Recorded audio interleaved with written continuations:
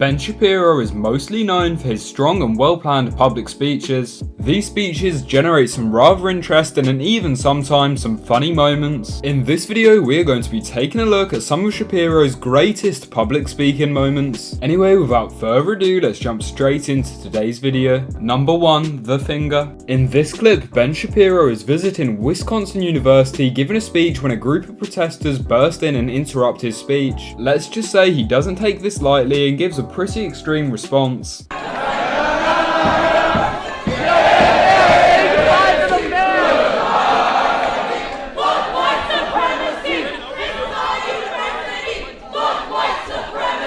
out! Yo, your baby needs to get out!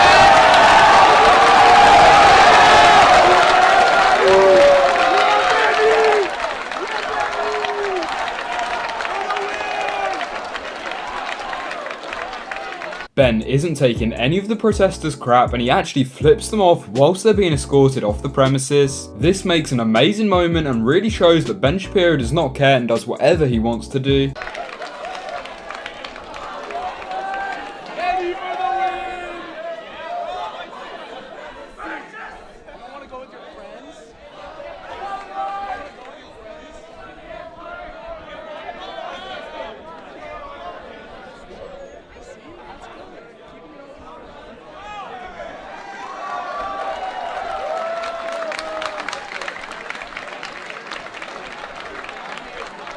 Number 2, feminist. In this next clip, Shapiro is asked what his view on feminism is, and before he's even finished giving his opinion, the audience start clapping and cheering in support. How do you defend your opinion as a white, well-off, religious man?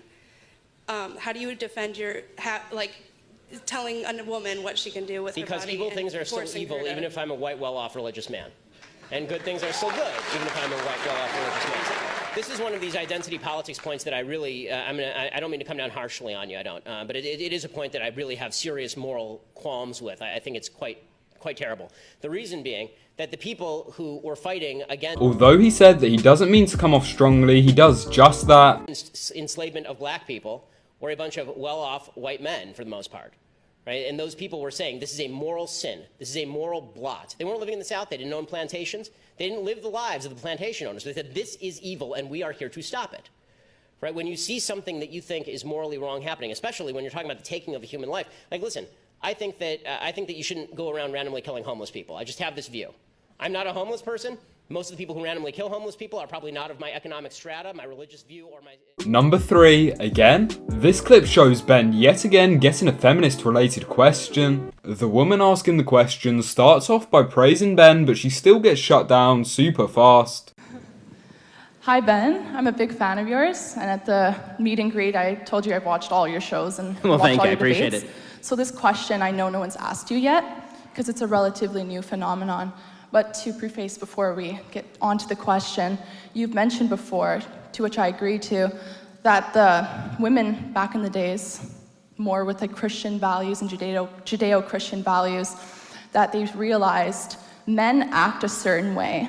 Therefore, we should take Ben is quick to diffuse the elephant in the room and state the obvious. However, later on in the argument, he completely shuts down this argument and the audience yet again agrees with him completely. Wondering, what do you think are the ramifications of women saying, well, if men can go out and dress however they want and women can do the exact same thing, do you think that leads to a loosening of the fabric of society? Of course where I do. shame is a necessary determinant in society? Yeah, and that it leads to like sexual assault and an increase in things? Okay, so I think that, first of all, if somebody commits a sexual assault, the only person to blame is the person who commits the sexual assault, right? That right off the bat. Mm-hmm. Right? Victims are not to blame for their own sexual assault. Number 4, audience. This isn't as much the best moment as it is impressive. Shapiro spoke at a college when there was a massive wave of violence. We are here, and we give you love up there. How y'all feeling? I just want to thank Berkeley, which I have to say, conservatives here have done something amazing. They've just achieved something incredible. If you look outside, there's K-bar everywhere. They've built basically these structures to keep Antifa from invading the premises. So that means that Berkeley has actually achieved building a wall before Donald Trump did. As you can see, the premise is heavily guarded and has loads of armed police on site in case of a violent event.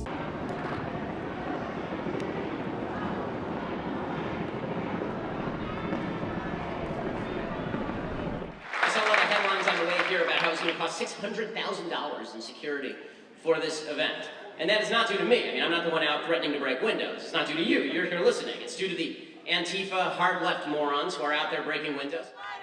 Students united will never be divided.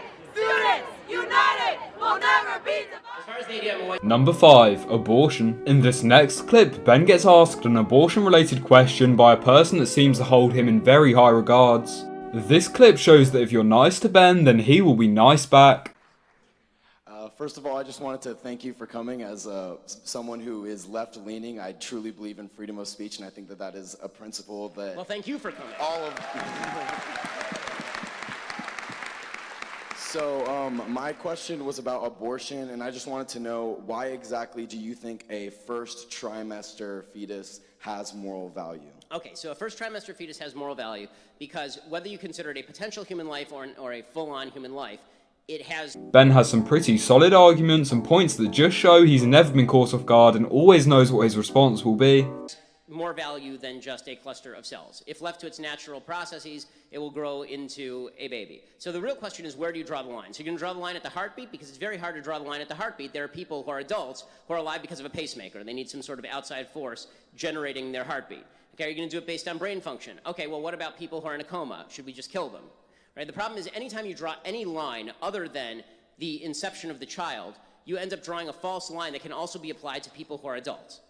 So in conclusion, Shapiro has his ups and downs, but most of the time he brings his best to the table and always has a well thought out and planned argument. Anyway, that last clip brings us to the end of this video. Feel free to like and subscribe if you enjoyed, and also remember to click one of the two videos on your screen right now. Catch you in the next video.